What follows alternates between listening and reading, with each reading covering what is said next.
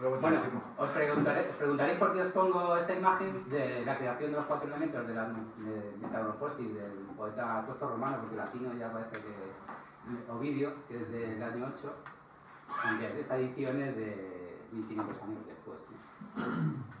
Y la metamorfosis pues, es una de las obras maestras de la literatura latina y combina la mitología y la historia y narra la historia del mundo desde la creación hasta la época del autor, que es la época de la deitificación de Julio César. Y está compuesto por 15 libros y más de 250 relatos mitológicos que describen las transformaciones, o sea, es decir, las metamorfosis de los dioses y de los mortales y seres y elementos de la naturaleza.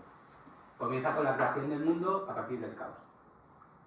Del caos surgen los primeros dioses, que son la tierra y el cielo, de donde saldrán todos los demás dioses.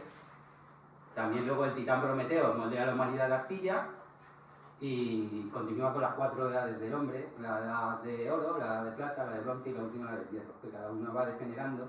La edad de oro vivimos como una especie de paraíso, no hay que trabajar, todo te viene dado, ¿no? Y en la edad de la última, la del hierro, pues existen las envidias, las guerras, todo. Y entonces Júpiter decide acabar con esta época de barbarie y provoca un gran diluvio para destruir a todos los habitantes de la Tierra. Y Prometeo le indica a su hijo Decaurión y a Pirra, que es hija de Pandora, que construyan un arca. Cuando deja de llover, se posan en el monte Parnaso y Decaurión y Pirra repoblan la Tierra arrojando piedras que se transforman en personas. Es una nueva y poderosa humanidad. Bueno, pues de lo que vamos a hablar es de eso, precisamente, ¿no? De las circunmanías, unas pocas de la antigüedad, de las que más han influido en nuestra cultura actual, ¿no? La sumeria, la egipcia, la griega y la hebrea, aunque hay muchas más, pero no han influido en nuestra cultura, ¿no? Y luego vamos a ver qué tiene que decir la ciencia sobre todo esto, ¿no? Pues cómo va a evolucionar el modelo, que es la materia, que es la energía, lo que llamo yo la masa faltante y la energía sólida. Entonces, antes de empezar,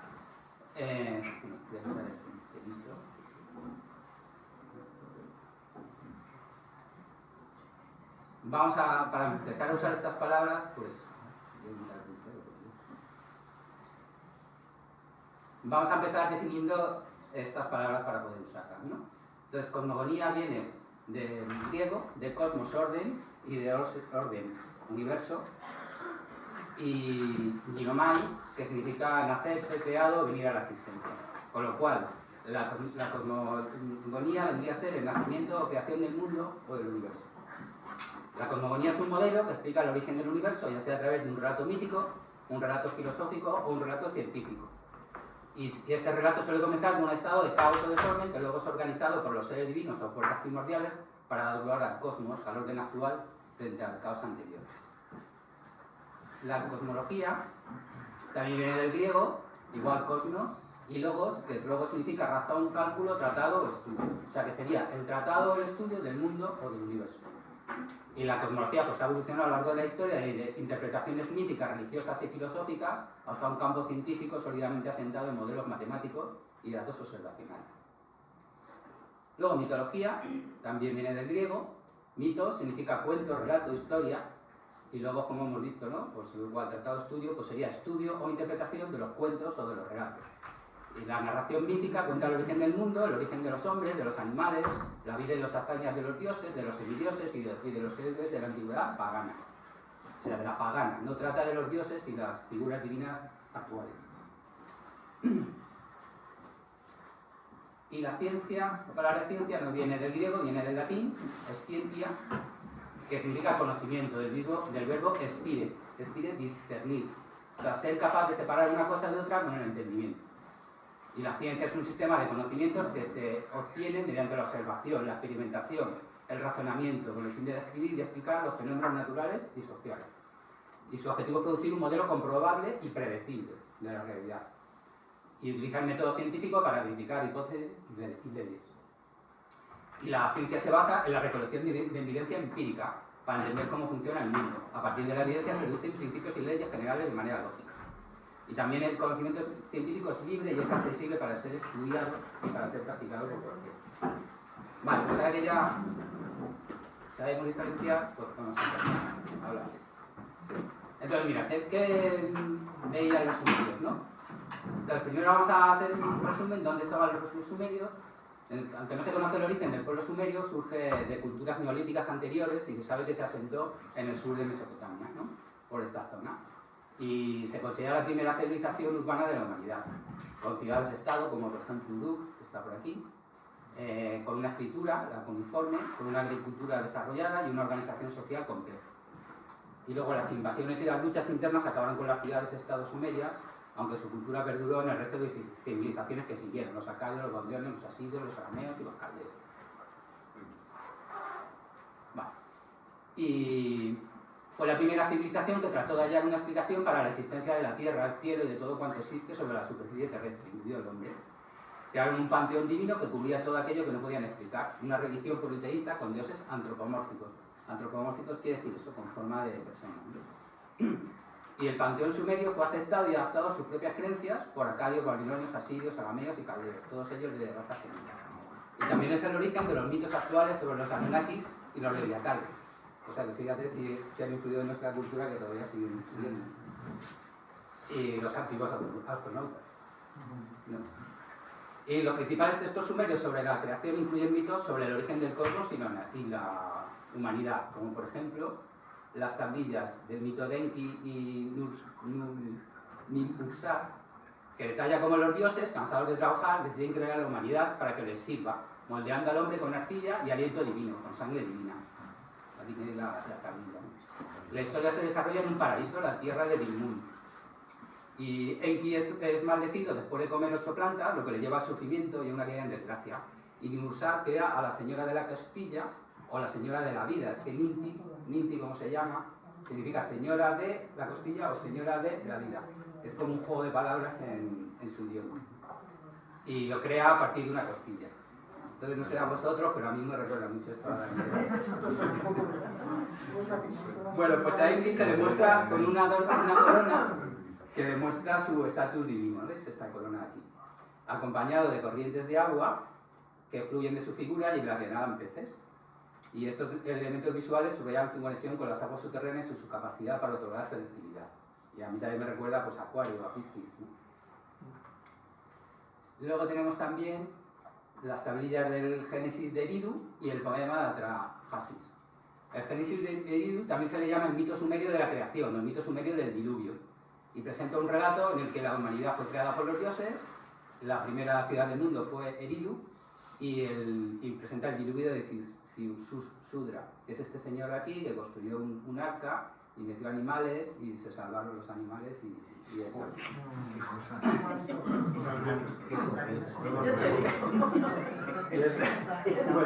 en la trama del poema de Atrahasis, que es este también, este otro señor aquí, empieza cuando ya se ha creado la tierra y todas las criaturas que la habitan. Y existe una organización de dioses divididos en dioses pensadores y dioses trabajadores. Los dioses que realizan el trabajo agrícola están descontentos y se rebelan contra Enlil, el señor del universo. Y con la ayuda de las mujeres divinas, los dioses crean una primera pareja de humanos que con sus descendientes servirán a los dioses como esclavos durante la eternidad, ¿no? Pero extrae una crisis de superpoblación, todos estos humanos empiezan a crecer mucho y entonces los dioses superiores intentan controlar y se encargan una inundación global para barrer a esta humanidad de la faz de la tierra. Y entonces Atrahasis, que es un sacerdote temeroso de Dios, pues es el único a quien se le permite sobrevivir, construir un arca y sobrevivir junto con su esposa. Aquí tenéis las tablillas que lo cuentan. También tenemos las tablillas de la epopeya de Gilgamesh, que bueno, Gilgamesh es el despótico rey de Uruk y sus súbditos pues se quejan a los dioses. Es este señor aquí, este Gilgamesh. Y entonces, pues los dioses mandan a crear a Enkidu, que es este señor de aquí, y le dicen que tiene que matar a Gilgamesh. Pero cuando se van a entrar en pelea, pues se hacen amiguetes y corren por ahí a aventurar, ¿no? Entonces, entre esas peligrosas aventuras, pues matan a este gigante, al gigante Humbaba, que es este señor de aquí. Y también, como Gilgamesh rechaza el amor de la diosa Inanna, y entonces en represalia pues manda el toro del cielo, o sea, Tauro. Y entonces también matan a Tauro. Bueno, el caso es que que al final matan a Enkidu los dioses por no haber hecho su trabajo bien, y entonces Gilgamesh emprende un viaje en busca de la vida eterna, y entonces se encuentra a un señor que era Utnapishtim y a su mujer, que son los únicos supervivientes del diluvio. Y estos le cuentan toda la historia, ¿no? Es una excusa en la que le cuentan también toda la historia del diluvio y cómo construir un barco, y después de 6 días y 6 noches sin parar de llover, pues deja ya de llover y suelta un cuervo, y luego el cuervo pues desembarca en el monte Elísir. Bueno, ya os dije que todo esto influía mucho en nuestra cultura.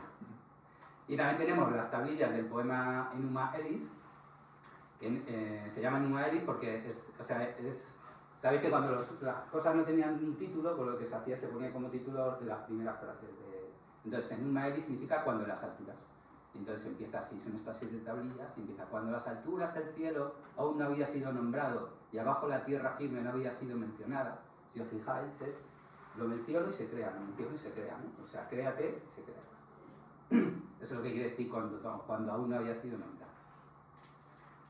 Vale, pues entonces, con todo esto, ¿qué visión tenían los sumerios del universo, de la creación? Pues como veis aquí, el universo se creó a partir del caos inicial, del océano primordial. Los dioses luchan por mantener el orden, el cosmos. Los dioses crean a la humanidad a partir del barro o a partir de la sangre de un dios derrotado. Y el universo tiene forma de esfera, el cielo es la semicúpula de arriba y contiene las estrellas, el sol y la luna, el infierno es la semicúpula de abajo, donde están las almas de todos los muertos, y en el medio un mar de agua salada rodea la tierra. Eso es así muy resumido lo que piensan los sumerios. ¿Qué piensan los egipcios? Pues bueno, vamos a empezar como antes.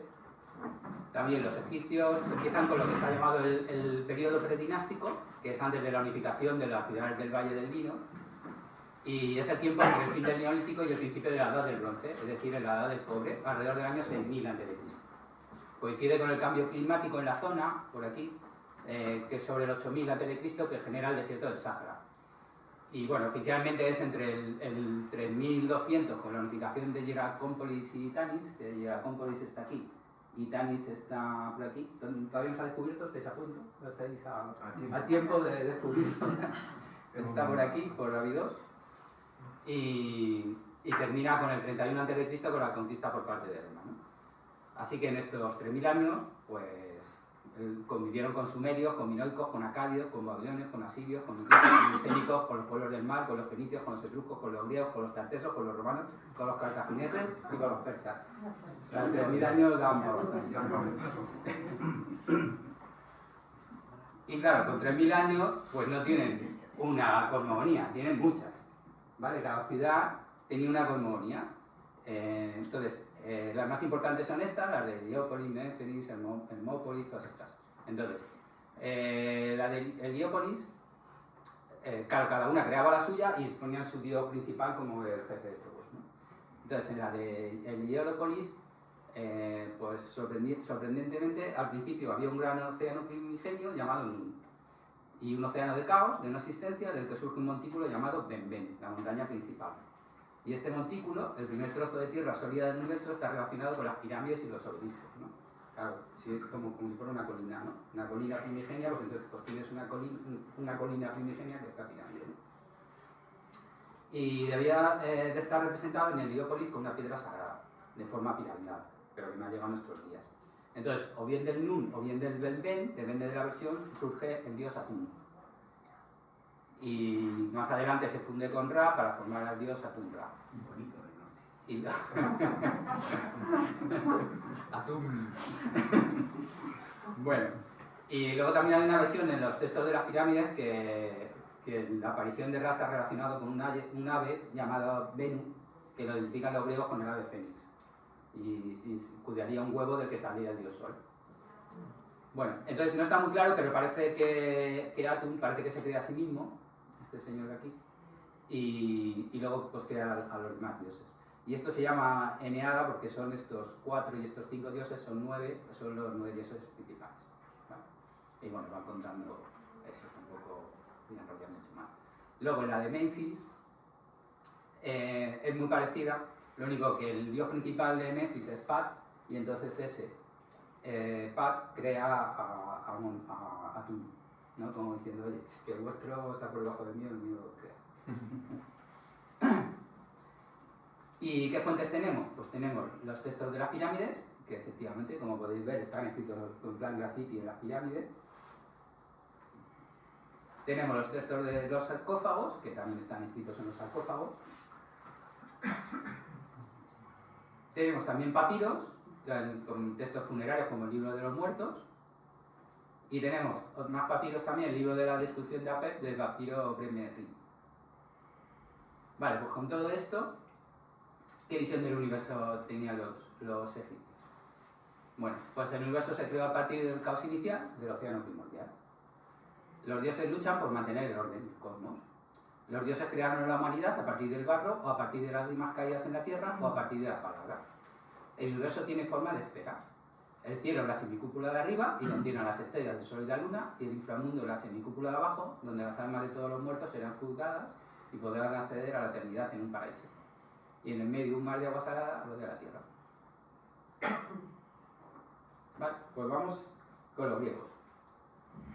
Antes también así un poquito rápido, los griegos, el origen de la civilización se encuentra en las culturas prehelénicas, de los cretenses, la minoica, por aquí por esta zona, y los mecénicos, que prosperan en el segundo milenio antes de Cristo.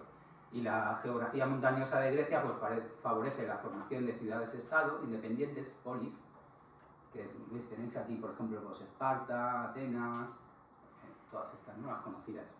Y luego pues el mar facilitó la navegación y facilitó el comercio y la expansión, ¿no?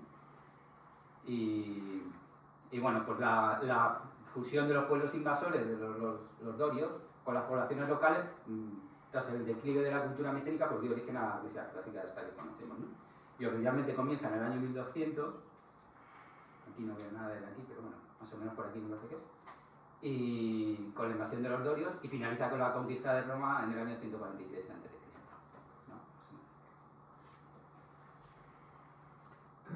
¿Y qué fuentes tenemos en este caso? Pues la... Ay, espera, bueno, antes de las fuentes... en la cosmogonía griega, el universo también surge del caos, de un vacío primordial del cual emergen las primeras entidades, la Tierra y el cielo, ¿no? Gea o Gaia, que es la madre de todo lo que existe, y Urano, que es el cielo. No son los dioses son el cielo, y son la Tierra, ¿vale? No es una representación con forma humana, sino que son directamente ellos. Y también surge el Tártaro, que es el abismo inferior, profundo, Eros, el amor o la fuerza de la creación, Nix, la noche, y el Ego, la oscuridad. Bueno, pues de la unión de la tierra y del cielo nacen los cíclopes, los hecatónquiros y los titanes.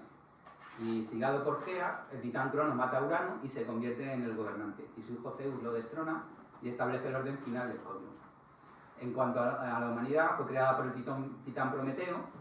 Y como los hombres nacieron débiles, ya que Epimeteo, hermano de Prometeo, había repartido todas las cualidades protectoras entre los animales, dejó al hombre desprovisto, pues Prometeo compasivo modeló al hombre de arcilla y le infundió vida, con su aliento, con ayuda de la diosa Atenea, otorgándole la postura erguida y la inteligencia para que pudieran mirar a los dioses. Para que los humanos pudieran sobrevivir y progresar, pues Prometeo robó el fuego a los dioses y se lo entregó a la humanidad, enseñándoles técnicas y civilización. Y enfadado por la desobediencia, pues Zeus ordenó a Festo, que era el dios de la forja, que era la primera mujer, Pandora, a partir de arcilla. Le dio dones de todas las diosas. Y Pandora fue enviada a la Tierra con una caja que contenía todos los males. Por curiosidad, abrió la caja, liberó enfermedades, desgracias y sufrimiento al mundo, y cuando la cerró, solo se quedó la tierra. Y este mito... bueno, es un mito, ¿no? Y explica el origen de la humanidad, la relación conflictiva entre dioses y hombres, la inteligencia humana y la introducción de la civilización y el sufrimiento en el mundo.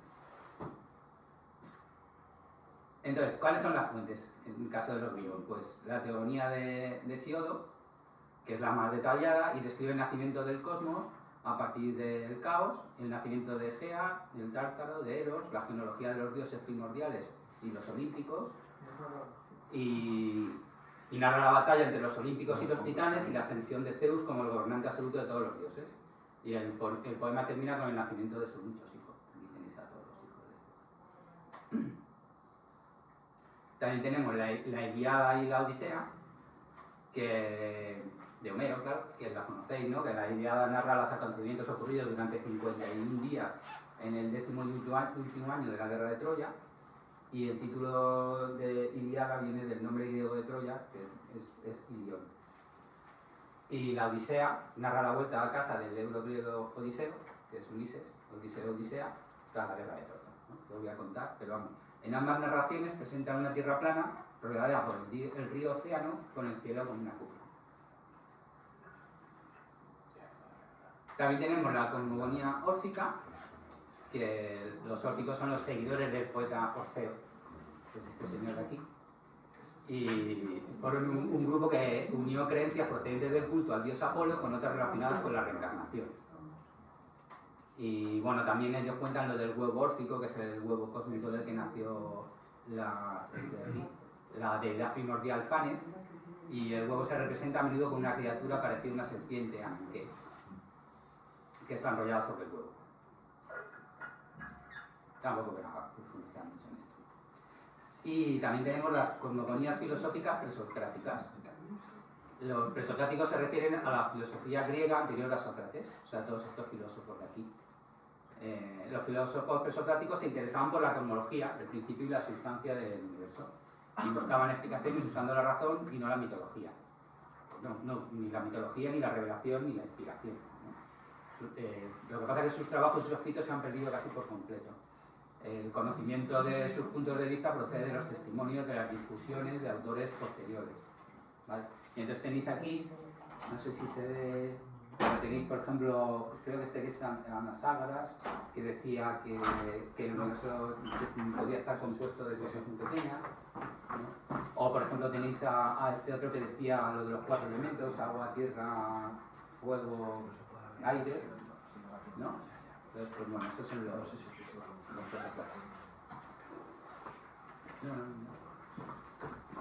Vale, pues entonces, ¿qué visión del universo tienen los griegos? Pues, lamento deciros que el universo se creó a partir del caos inicial, del vacío primordial. Los dioses luchan por mantener el orden, el cosmos. Los dioses crearon una humanidad a partir del barro y el aliento divino. El universo tiene forma de esfera. El cielo es la semicúpula de arriba y contiene a las estrellas, el sol y la luna. El inframundo, el Hades o el Erebos, es la semicúpula de abajo, el lugar donde van los muertos, y todavía más profundo está el Tártaro, que es un lugar de castigo para los malvados. Y la Tierra, o bien es un disco flotando, según Tales, o bien es una esfera, según Aristóteles, y un océano, pues envuelve la Tierra.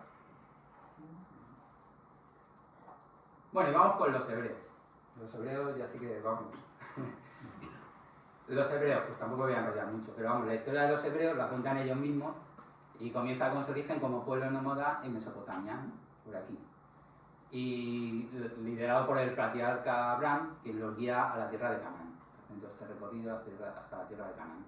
Después de una sequía emigran a Egipto, y donde se supone que fueron esclavizados hasta que Moisés los libera en el evento conocido como el Éxodo, que es esto que veis aquí en verde, que dura 40 años, y regresan a Canaán y se organizan en 12 tribus.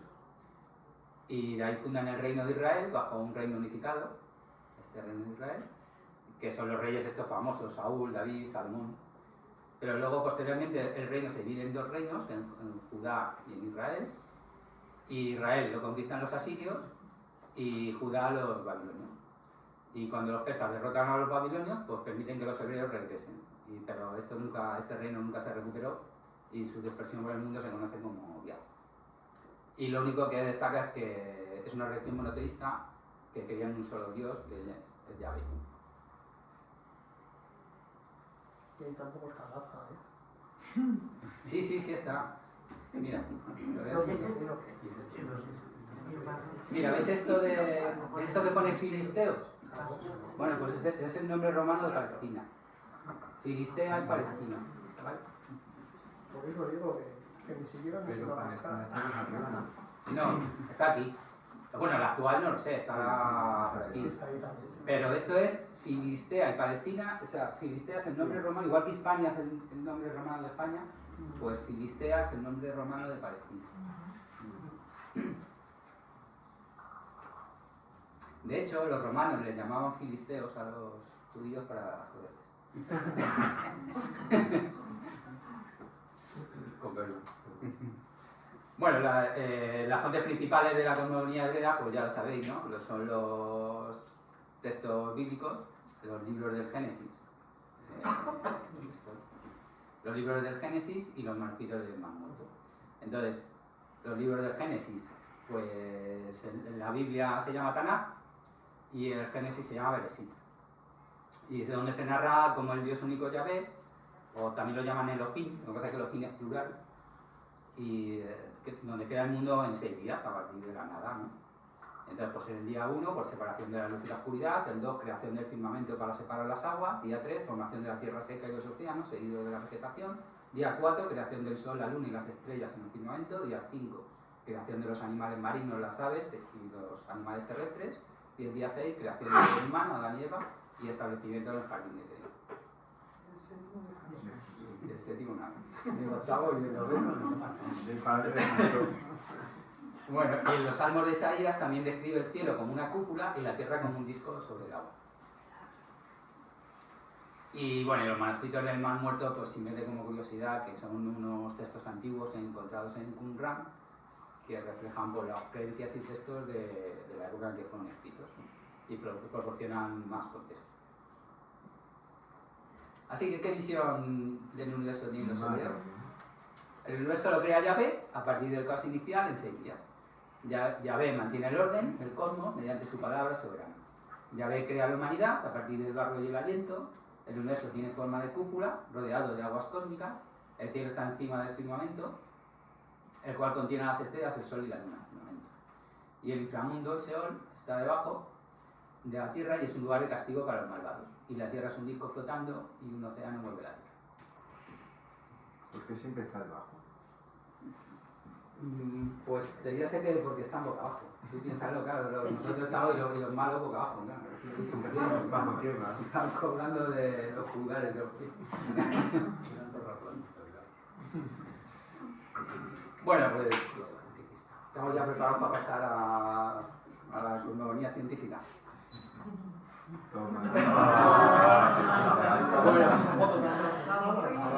Bueno, esto es una broma, evidentemente, pero os lo pongo por una cosa, porque el mito de que en el medievo se pensaba que la Tierra era plana proviene en realidad del siglo XVII, ¿vale? Ya pasada bien la Edad Media. Y fue parte de una campaña de propaganda anticatólica promovida por los países protestantes, que quería presentar a sus adversarios religiosos como unos ignorantes. Y esta leyenda negra se afianzó durante la Ilustración junto con otros mitos sobre la supuesta ignorancia que reinaba en la Edad Media. Con las redes sociales, yo mucho. Así que lo tiramos. Y como ejemplo, pongo un par de ejemplos. Uno al principio de la Edad Media, en el 426, y otro casi a finales, en el 1284.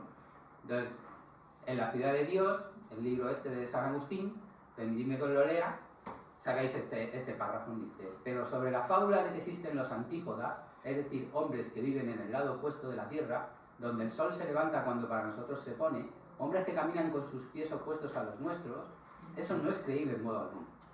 Claro, lo que dice es que no se cree que haya hombres antípodas, ¿no? Hombres que vayan mandando alrededor. Claro, antípodos. Claro. Entonces, lo que no duda es de que exista la Tierra esférica, pero sí que exista gente alrededor. Y ciertamente no se afirma que se haya aprendido tal cosa por conocimiento histórico, sino por suposición razonada, basándose en que la Tierra está suspendida dentro de la concavidad del cielo. ¿Ves? Claro, o sea, si el cielo resulta que es esférico, pues la Tierra es esférica, ¿no? Y que tiene tanto espacio en un lado como en el otro. Por ello afirman que la parte de bajo nosotros también debe estar habitada, pero no remarcan que incluso si se cree que el mundo es sólido y esférico, de eso no se sigue que la otra cara de la Tierra esté libre de agua, ni tampoco, aunque estuviera realmente libre de agua, se sigue que esté necesariamente habitada. Es demasiado absurdo decir que algún hombre puede haber tomado un barco y viajado a través de todo el ancho océano y cruzado desde este lado del mundo hasta el otro, y que por tanto incluso los habitantes de esa lejana región puedan depender de ese hombre primigente. Ya aquí hago 2 comentarios. Primero, que 1000 años después cruzamos ese océano y llegamos allí.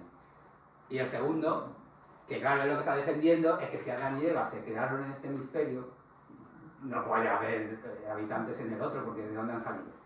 Si no se han creado en el otro hemisferio y no han podido ir en barco, pues no puede apostar esa vida. Eso es lo que defiende. Y luego, por ejemplo, en la grande y general historia de Alfonso X el Sabio, en este apartado de los términos de las tres partes de la tierra, pues dice: sabida cosa es, por razón y por naturaleza, y los sabios así lo mostraron en sus libros, que como el mundo está hecho redondo, que así es redonda la tierra.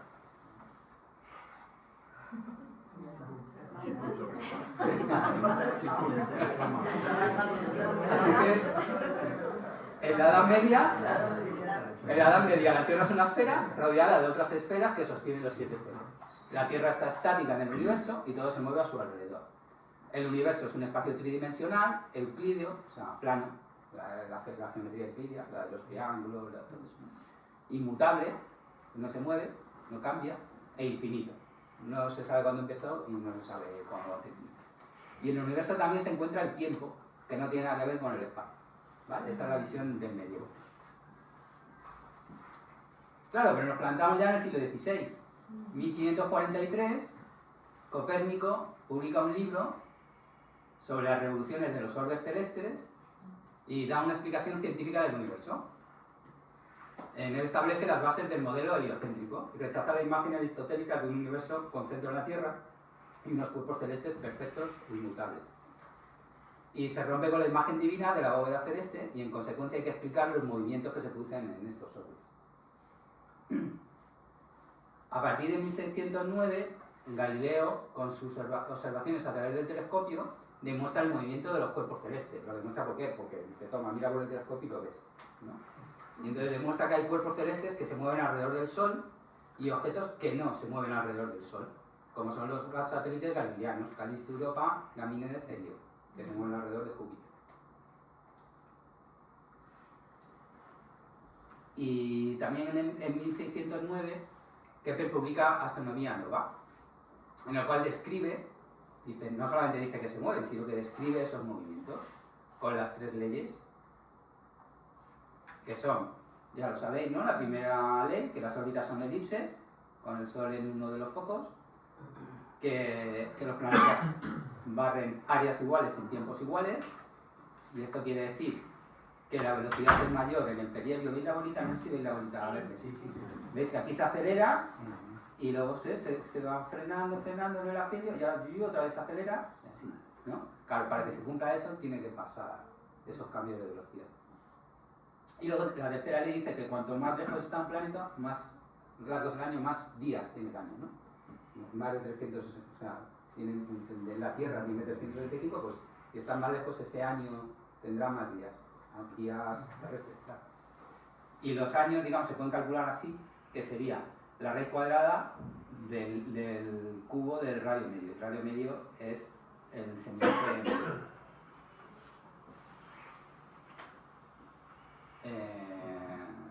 Vale. Bueno, pues sus leyes fueron confirmadas con el tránsito de Venus de 1631 y también afirmó que las mareas se deben a la atracción de la Luna, lo cual se demostró después de su muerte. Luego, en 1755, Kant propone la hipótesis nebular en su obra Historia Natural Universal y Teoría de los Cielos, y que viene aquí en alemán, pone eso que he dicho.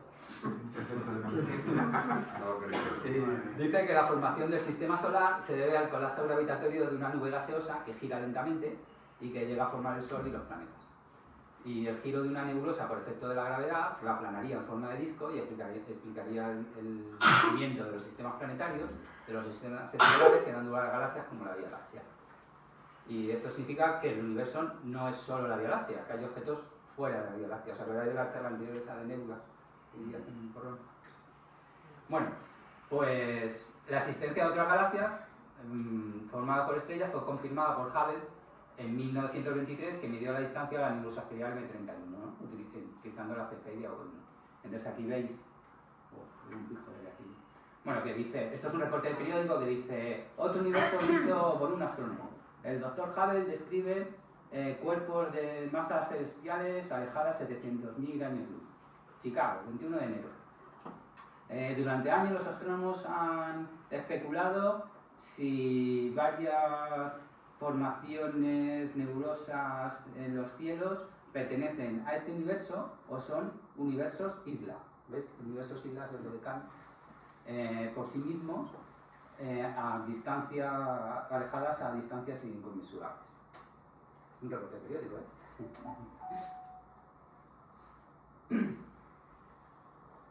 Bueno. Y en 1783, William Herschel realiza la primera medida concluyente del movimiento del Sol respecto a las estrellas que lo rodean.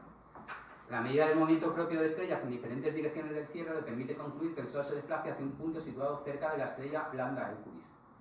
Hoy lo llamamos a ese punto el ápex solar. La medida Herschel difiere unos 10 grados respecto al valor aceptado actualmente. Y demuestra que el Sol no está quieto, como se creía, sino que se mueve en el espacio arrastrando consigo el sistema solar. ¿Os acordáis de la imagen de antes así estática? Igualito, esa imagen que está aquí, con el Sol moviéndose y arrastrando a todos los planetas.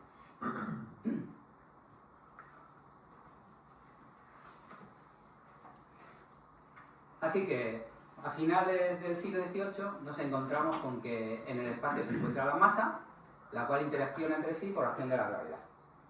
Los planetas se mueven con el Sol y el Sol viaja alrededor de nuestra galaxia. El universo se compone de multitud de galaxias compuestas de multitud de estrellas. El universo es un espacio tridimensional, eso sí, igual, euclídeo, inmutable e infinito. Y sigue igual también que el tiempo es independiente del espacio y que el tiempo fluye desde un pasado infinito hasta la eternidad de forma constante, tic-tac, iguales para cualquier observador. ¿Vale? Eso no cambia.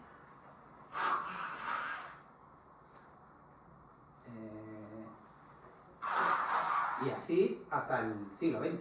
Nos plantamos en el siglo XX pensando eso. Entonces, en 1905, Einstein publica aquí en los Anales de la Ciencia, que es como una especie de publicación científica que mezcla muchos artículos, publica muchísimos artículos, ¿vale? Pero entre ellos he destacado estos 4. A ver, estos 4. Este que se llama Sobre un punto de vista heurístico concerniente a la producción y transformación de la luz, en el cual propone la idea de cuantos de luz, lo que nosotros ahora llamamos fotones, y la integración de estos con los átomos. Es el principio de la mecánica cuántica. El siguiente artículo es sobre el movimiento de pequeñas partículas suspendidas en líquidos estacionarios, como lo requiere la teoría cinético-molecular del calor, y esto es el movimiento browniano, la primera prueba de que existen los átomos y las moléculas, es decir, que la materia no es continua, ¿vale? Que está formada por trocitos. La tercera publicación se la titula Einstein sobre la electrodinámica de los cuerpos en movimiento, y esto es la relatividad especial, entendido como especial no en que sea algo magnífico, maravilloso, sino especial quiere decir que tiene limitaciones, ¿vale? Esas limitaciones son que no hay gravedad, que no hay aceleración, ¿vale? O sea, es especial en el sentido de que es con restricciones, ¿no? Y ahí estudia el movimiento de los cuerpos y el electromagnetismo en ausencia de gravedad. Resuelve los problemas del experimento de Michelson y Morley, en el cual se había demostrado que las ondas electromagnéticas que forman la luz se mueven en ausencia de un medio. Y entonces la velocidad de la luz es por tanto constante y no es relativa al movimiento del observador. Es decir, se pierden los conceptos de tiempo absoluto y de simultaneidad de sucesos. O sea, si la luz si yo no sumo velocidad a la velocidad de la luz, o sea, yo voy a una velocidad y veo a la luz moverse a la misma velocidad, me quedo parado, veo a la luz moverse a la misma velocidad, pues eso quiere decir entonces que si la luz es siempre la misma, lo que cambia es por la distancia, el tiempo, las dos cosas, ¿vale? Entonces, si el tiempo es variable, ya no es absoluto, pues los sucesos, lo que un suceso A y uno B, para un observador pueden ser simultáneos, para un segundo observador el suceso A puede ser antes que el B, y para un tercer observador el B puede ser antes que el A. ¿Vale? Por eso todos esos conceptos ya se pierden. Y luego el cuarto artículo que escribe, que titula ¿Depende la inercia de un cuerpo de su contenido de energía? Esto es la equivalencia masa-energía. Y en él explica la variación de masa de un objeto al emitir energía o la creación de masa a partir de energía. ¿Vale? Porque sí, señores, o sea, la energía genera masa. ¿Vale? Bueno, y en 1915, o sea, 10 años después, publica la teoría de la relatividad general. General ya quiere decir que ya incluye la gravedad, la aceleración. Fíjate que le cuesta 10 años el quitar esa simplificación de la gravedad.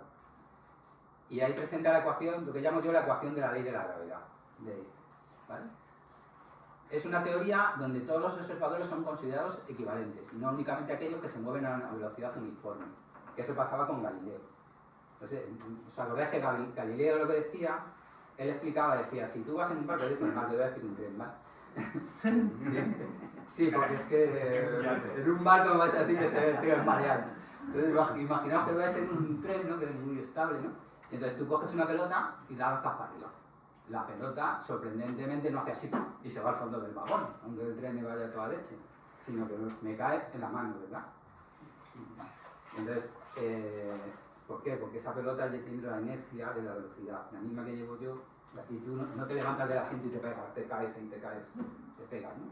Que eso es lo que creía la gente, porque cuando decían que la Tierra se movía, decía, pero si la Tierra se mueve, entonces pegamos un salto y ya no caemos en la Tierra, no vamos a... ¿Sabes? Eso es lo que decían, ¿no? Entonces, Galileo dijo, no, mira lo que pasa, ¿no? Y, sin embargo, claro, todos los observadores que están dentro del tren, como van a la misma velocidad, pues son equivalentes. Pero los observadores que no están en el tren, que van a otra velocidad, por ejemplo, los que están fuera, en el suelo, no ven la pelota subir y bajar, sino que lo que ven es, como el tren se está moviendo, pues la pelota sube, pero también se desplaza. Entonces hace como una pendiente, ¿no? En lugar de subir así, sube como una pendiente. Hace como una subida en una colina, como un triángulo. Y cuando cae, no cae así a golpe, sino que cae, pues igual, con una pendiente. O sea que no son equivalentes. Solamente, Galileo decía que eran equivalentes los que van a la misma velocidad, ¿vale? Bueno, pues Einstein dice que no, que cualquier observador en cualquier parte, da igual, es equivalente. ¿Y eso cómo se hace? Volvemos a lo de antes. Que lo que cambia es el tiempo y la distancia, para que todos sean equivalentes. ¿Vale? Bueno, entonces la gravedad no es una fuerza o acción a distancia, como era hasta entonces, sino una consecuencia de la curvatura del espacio-tiempo. Esto también por las ecuaciones, lo que llamo yo la ecuación de la ley de Einstein, ¿vale? Claro, hasta ese momento, tú imagínate la típica pregunta, ¿no? Tú dices, si yo quito el sol, quito el sol y desaparece, de repente la Tierra hace chup y se pira instantáneamente, ¿no? Porque como es una acción a distancia, que la fuerza depende de la masa, pues no. O sea, si yo quito el sol así y desaparece, el espacio que está curvado se empieza a descurvar, se empieza a aplanar, y 8 minutos después, o sea, llegará a la Tierra ya plano y entonces ya la Tierra ya se irá. Pero esa perturbación, ese cambio del espacio-tiempo, se produce con una propagación. No es un efecto mágico de que quito y pongo y atrae y no atrae, ¿no? Y esta teoría proporciona las bases para el estudio de la cosmología y permite comprender las características esenciales del universo, como así sucede con posterioridad, ¿no? Y entonces, bueno, la relatividad general derrumba la imagen de un universo enmarcado en un espacio estático e inmutable y en su lugar describe que el universo está tejido por un espacio-tiempo continuo. He llamado así porque ahora el espacio y el tiempo son uno solo, ¿vale? Ya no es el espacio por un lado y el tiempo por otro, sino que es un espacio-tiempo. Y también rompe la imagen de un tiempo constante e independiente y una materia que se limita a estar en dicho espacio y que solo interacciona con el resto de la materia. Lo que describe la teoría general es que el espacio-tiempo no es inmutable, fijo, sino que es dinámico, evoluciona, se curva en función de la cantidad de distribución de materia y energía, y la materia es una forma de energía. Se me ha ocurrido un ejemplo. Mira, si llenáis un globo de agua, digamos que el agua va a deformar el espacio. Si tú lo mueves así, pues el agua se va hacia un borde del globo y le sale como un chichón por esa zona, ¿no? Y sin embargo también el globo le dice al agua por dónde tiene que ir, ¿no? O sea que si os fijáis, el agua, que es la materia, la energía, le dice al espacio cómo curvarse, le dice al globo cómo curvarse, pero el globo, ¿no?, que es el espacio-tiempo, le dice a la materia, al agua, por dónde ir. No sé si es bueno o malo.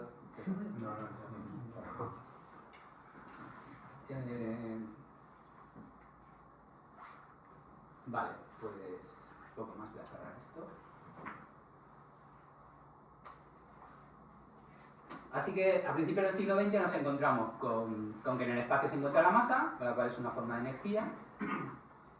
Los planetas se mueven con el Sol y el Sol viaja alrededor de nuestra galaxia, eso sigue igual. El universo se compone de multitud de galaxias compuestas de multitud de estrellas, sigue igual. El espacio y el tiempo, esto cambia, ahora son uno solo. Y el universo también cambia, es un espacio-tiempo cuatridimensional, ya no es tetradimensiones, curvo, no es plano, dinámico, no es estático, y está en evolución, no es eterno.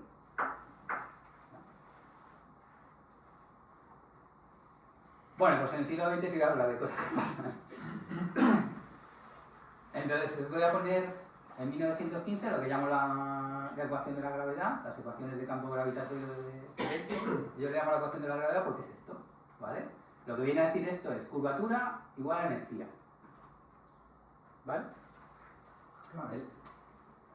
Esto representa las propiedades geométricas del espacio-tiempo, mientras que esto dice el flujo de energía y de momento presente en dicha región del espacio-tiempo. El momento, cuando hay masa, tiene que ver con la masa y la velocidad, y cuando no hay masa, tiene que ver con la frecuencia de oscilación. ¿Vale? Así que eso, veis lo que decíamos antes, la vasija, la forma de la vasija depende del contenido de la vasija. ¿Vale? La forma del globo depende del contenido del globo. Entonces podemos ver directamente cómo la cantidad de energía y la deformación de la curvatura del espacio-tiempo pues están íntimamente relacionadas, ¿no? Y esto también indica que no hay ningún sistema de referencia privilegiado en el universo, sino que cualquier punto del espacio-tiempo está definido por lo que en él sucede, ¿no? Por la energía que hay. No depende de que esté en el centro o en una esquina, todo depende de la cantidad de energía que haya, ¿no? Y no depende de un sistema de referencia general, absoluto, no existe un sistema de referencia. Y como el tiempo es una componente más del continuo espacio-tiempo, pues también el tiempo evoluciona en función de la energía que reside en él. Así que el tiempo también se curva, ¿vale? El tiempo también es curvo. Sí, yo he traído el libro este, agujeros negros y tiempo curvo. ¿Vale? El tiempo también se curva, ¿vale? No solo se curva el espacio, se curva el espacio-tiempo, con lo cual el tiempo también se curva. Que se curve quiere decir que es variable, ¿no? Y que se puede hacer cero. Y bueno, pues el tiempo que miden dos observadores, ya lo hemos comentado, el tiempo que miden dos observadores situados en regiones diferentes del universo, pues no es el mismo. Uno mide un tiempo, mientras que otro observador mide un tiempo diferente. Transcurre más lento el tiempo en las regiones del espacio-tiempo donde se encuentra una concentración de energía mayor, es decir, en la cercanía de un cuerpo masivo o muy energético. Y aquí tenéis la fórmula explicada. Eso está mal. Bueno, solo quiero que os quedéis con dos o tres cositas de esto, ¿vale? Que es muy sencillo. Esto de aquí, estas letras de aquí, claro, todo esto tiene mucha trampa, ¿vale? Porque no es una ecuación, son muchas ecuaciones. ¿Y por qué son muchas ecuaciones? Porque estas letras, R, T, no sé qué, son tensores. Los tensores son matrices, son cosas como esto, ¿no? Y claro, esto al desarrollarlo, pues generan muchas ecuaciones. Y por eso se llaman ecuaciones, en plural, ¿no? Y, por ejemplo, un tensor de curvatura, os voy a poner un ejemplo muy sencillito. Cogéis un helado de esos de los de corte, de galleta, helado, galleta, ¿no? Y le cogéis así y le aplastáis en el eje Z. Bueno, de arriba abajo, ¿no? ¿No? ¿Y qué le pasa de helado? Aparte de comprimirse en el eje Z, ¿no? O sea, de hacerse, pero se sale por los lados, ¿no? Entonces, claro, ¿cómo haces eso para representarlo? Porque si tú quieres medir la temperatura de esta sala, te vale con un número, un escalar, ¿no? Tú dices, aquí hay 14 grados. Bueno, o 25, porque hace un calor. ¿No? Pues 25, y aquí 25,1, y aquí 25,2. Son escalares, te vale un numerito. Ahora abres la ventana y sopla el aire.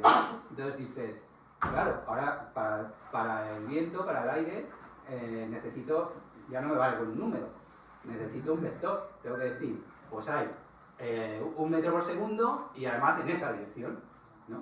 Bueno, pues con lo del helado, como el mundo es mucho más complejo, ¿no? Es como el helado, pues necesitas matrices. porque pasan muchas más cosas cuando ejerces una fuerza, ¿vale? Entonces, para eso necesita pues, matrices, pues fíjate, si es un espacio-tiempo de 4 dimensiones, pues matrices de 16 dimensiones. Esto es un ejemplo de matriz de 2 dimensiones. ¿Veis que esto es lo de la hipotenusa igual para los catetos? ¿Vale? Esto es una matriz así. Esto sería en el espacio euclídeo, ¿no? Y esto sería en el esférico, que entonces, claro, depende del radio de la esfera. ¿Vale? Bueno, otra cosilla que quiero que os quedéis con ello es esto de aquí, esta R de aquí. Esto es el escalar de curvatura. Y esto es un número que indica cuánto de curva es un espacio en un punto. Para una esfera es el doble de 1 partido por su radio al cuadrado. Entonces, hola. Hola, ¿podemos pasar? Sí, lo sabes. Lo que pasa es que veníamos a pedir información, no sé si nos podéis hacer. ¿Sí? Lo siento, lo hago. Porque no entre.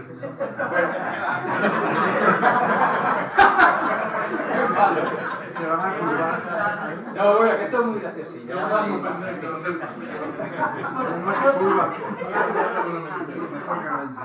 Bueno, pues en una esfera tan grande como la Tierra, este escalar de curvatura, fijaros, como el radio de la Tierra es muy grande, pues sale un número, fíjate, 0,000000048, ¿no?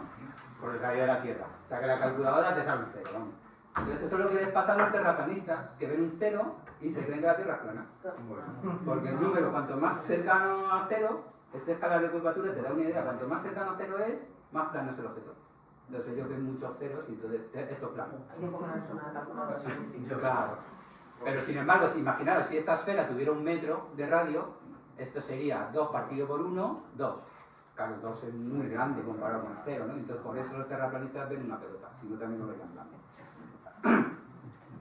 Y luego también, quedaros con esto de la constante cosmológica, que esto fue una cosa que se inventó, se sacó de la manga Einstein porque decía, qué chungo esto me da que esto no puede estar estático y el universo es estático, entonces estoy equivocado. Y entonces metió esta constante, aquí sumando, por todo el morro, para que el universo se quedara quieto, ni se contrayera ni se expandiera. Y luego se arrepintió, dijo que había sido el mayor error de su vida, y claro, porque efectivamente lo fue. Ya luego lo veremos porque vamos a hablar de ello. Y esto pues es igual, es otro tensor, es otra matriz. Lo que pasa es que en lugar de definir la curvatura, esto de aquí, pues claro, la energía y el momento. Si queréis llamarle masa, pues bueno, porque los fotones no tienen masa.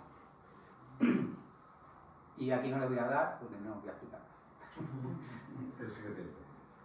Bueno, pues, joder, si ya tenemos las ecuaciones estas, ya tenemos la ecuación de la gravedad de Einstein, ¿por qué no la resolvemos, no? Vamos a resolverla, ¿no? Pues eso es lo que hace el señor Friedman en 1922. Os he ocurrido resolverla. Entonces, una vez que tenemos las ecuaciones que rigen el comportamiento del espacio-tiempo, y donde se dice espacio-tiempo se lee universo, pues se puede analizar detalladamente cómo evoluciona un universo al imponerle ciertas condiciones, como por ejemplo la cantidad de masa que contiene, ¿no? Porque habéis visto que la forma depende de la masa que hay, ¿no? Entonces, luego vamos a hablar de qué es esto de la materia ordinaria, la oscura y la energía oscura, pero fijaos en la gráfica roja, que esto es lo que llaman el modelo estándar, que se pone un 30% de materia y un 70% de energía oscura. Y metiendo eso en estas fórmulas, te sale esa gráfica, la roja. ¿Vale? Fijaros, hoy estamos aquí, ahí, que coinciden todas. Y aquí tenéis menos 10.000 millones de años, y fijaros que esas ecuaciones dan más o menos los menos 14.000 millones de años que tiene el universo, o sea que vamos bien, ¿no? Con estas ecuaciones. Y además te sale lo de la inflación inicial, fijaos la pendiente que tiene ahí la curva, luego parece que va muy uniforme y que a partir de por aquí más o menos pues se empieza a expandir al oeste, más acelerado, ¿no? Eso es lo que hace el modelo estándar. Lo vamos a ver ahora tranquilamente. Pero fijaos que si jugamos con esas mismas ecuaciones variando la cantidad de masa y de energía, Si quitamos la energía oscura, la energía extraña, exótica, esta que digo yo, si la quitamos, la ponemos como cero, vemos que las curvas, o sea, las gráficas nos dan diferentes. O bien se mantiene, no hay esa expansión, o bien si metemos muchísima masa, del orden de, fíjate, 5, pues 15 veces más de lo que hemos medido, pues se da un universo que se empieza a contraer y termina colapso. ¿Vale? Pero no hay tanta masa del universo así. Así que las ecuaciones de campo del universo, con las condiciones del nuestro, resultadas por Feynman ya en 1922, indica que evoluciona expandiéndose. Las propias ecuaciones. O sea, no es que tú te inventes cosas, no, es que las ecuaciones dan eso. Y esto, pues se esforzó a las ecuaciones para que tuviera una solución estática, o sea, la solución de Einstein lo que hacía era plano. ¿Vale? O sea, el universo es así y es así, todo plano. Como le he metido esa constante ahí, para que fuera siempre igual.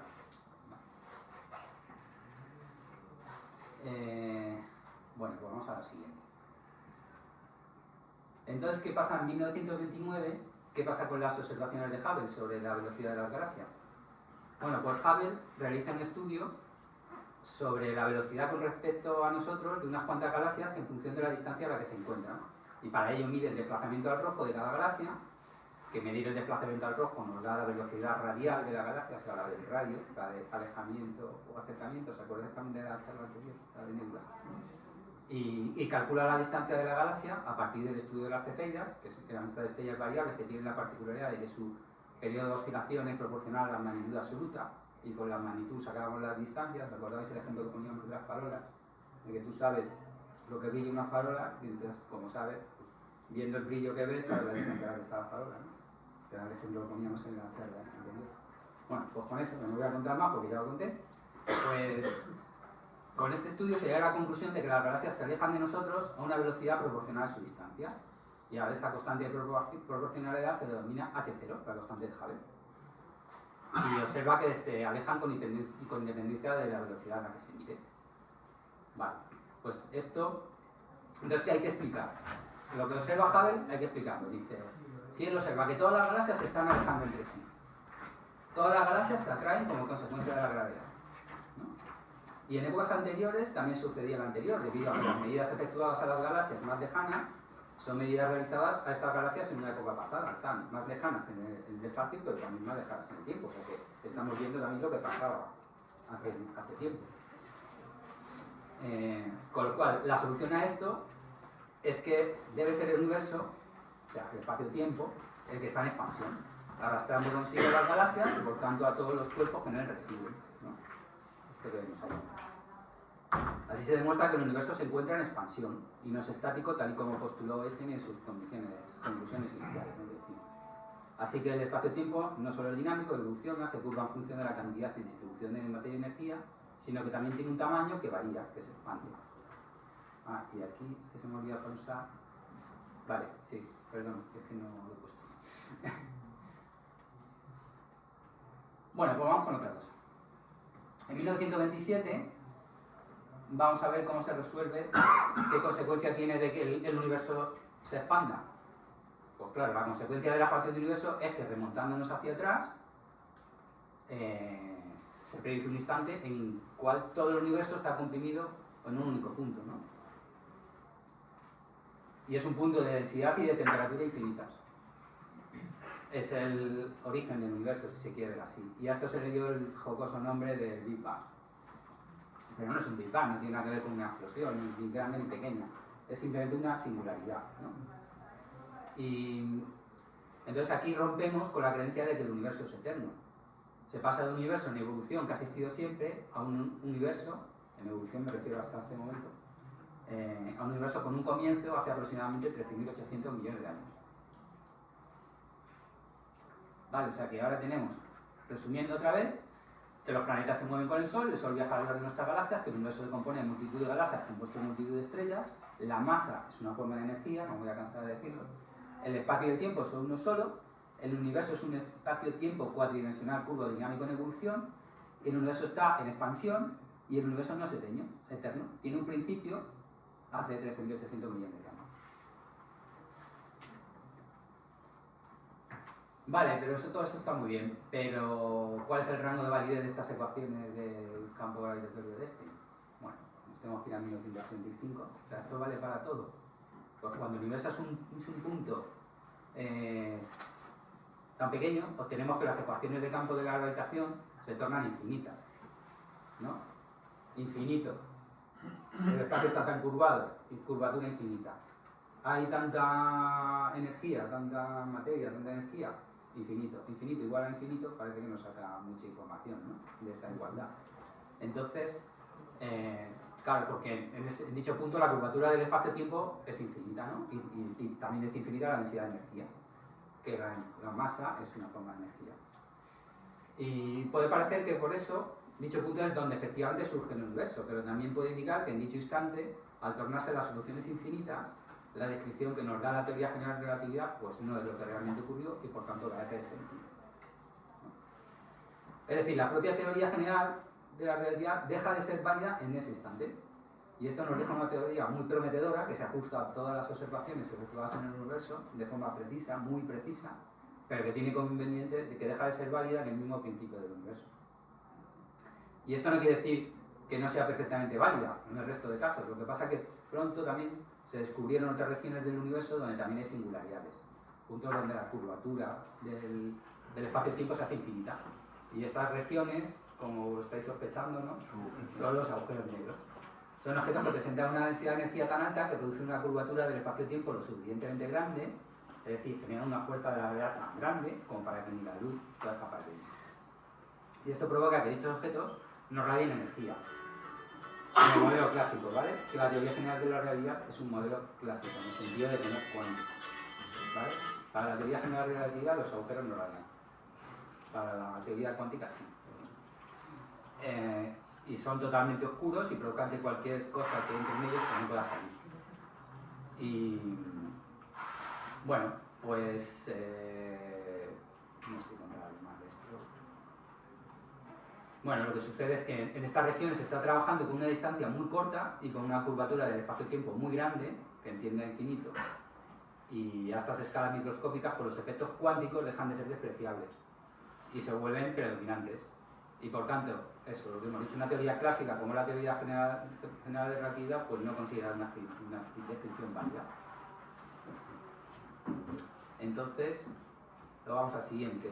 Antes de hablar de mecánica cuántica, vamos a hablar de partículas. Y os pongo aquí 1970 no porque pase tanto tiempo aquí entre medias, sino porque es cuando se completa bien el modelo. Por eso pongo eso. Entonces, actualmente sabemos que ni los protones ni los neutrones son partículas elementales, ya que en su interior existen estructuras más pequeñas que se llaman quarks. Esto de aquí. Vale, estos arriba, abajo, encanto extraño y cima y valle. Y este esquema está aceptado actualmente por la mayoría de los físicos y es lo que se llama modelo estándar. Y sostiene que existen 12 partículas elementales, que son estas 6, los quarks, y estas otras 6, que son los leptones. Los leptones que son los electrones, los muones, los neutrinos. Y luego también están sus correspondientes antipartículas. Y lo siento, señores, pero sí, la antimateria existe, y es verdad que existe. Existe antimateria y existe antipartícula. Y de esto se podría decir que son los verdaderos átomos, en el sentido etimológico de la palabra átomo, sin parte, ¿no? Y se agrupan así, ¿no? Entonces, aquí si queréis, podemos abrir un paréntesis para ver qué es la masa, ¿vale? Pues para la mecánica clásica, la del cole, para la mecánica de la relatividad, la de Einstein, y para la mecánica cuántica, la de Schrödinger, no la de Dirac, la masa es una propiedad básica, es reducible, ¿vale? No hay más, no se puede reducir, y ya está protegido. Y la mayor parte de las partículas de materia presentan una resistencia a cambiar su estado de movimiento, eso es la masa. Es lo que se llama la inercia. O sea, si yo cojo este ratón y le empujo, como me ofrece una resistencia. ¿no? Tengo que hacer una determinada fuerza y eso es lo que se llama inercia, esa resistencia se llama inercia. Entonces, si en lugar de ser un ratón es un elefante, pues claro, si yo le empujo tengo que hacer mucha más fuerza. ¿Por qué? Porque tiene mucha más inercia, porque tiene mucha más masa. ¿Vale? O sea que la masa, para estas teorías clásicas, está relacionada con la inercia. Pero en mecánica lo que sucede es que en mecánica relativista se demuestra que las partículas se pueden dividir en dos grupos. Partículas con masa, que deben tener necesariamente una velocidad menor que la de la luz y que pueden variar esa velocidad, y partículas sin masa, que se mueven siempre a la velocidad de la luz y que no pueden variar.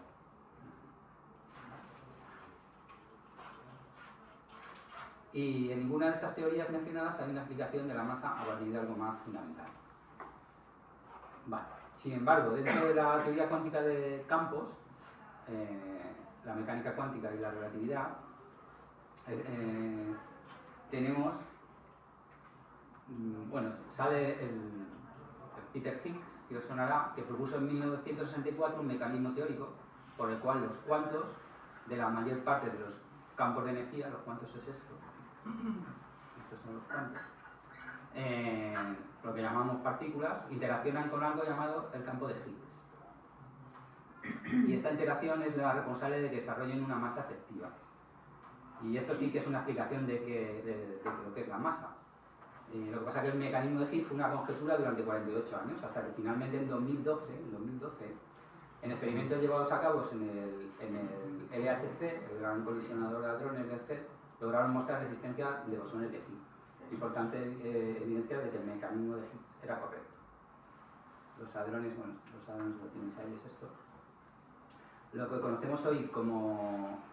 Bueno, aquí veis que tenemos las partículas que tienen masa, que se suelen llamar partículas materiales, se llaman fermiones, y las que no, que se suelen llamar partículas mediadoras, pues son bosones. Y son las responsables de mediar, de interaccionar, que son las que llevan las fuerzas. Esta no está demostrada que exista, ¿vale? Que sería la responsable de llevar la gravedad, pero las demás sí que están verificadas, ¿no? La de la fuerza electromagnética, el fotón, la de la fuerza nuclear fuerte, el gluón, y la fuerza nuclear débil, que son los bosones W y Z, y el bosón de Higgs, que es esta cosa rara, ¿no?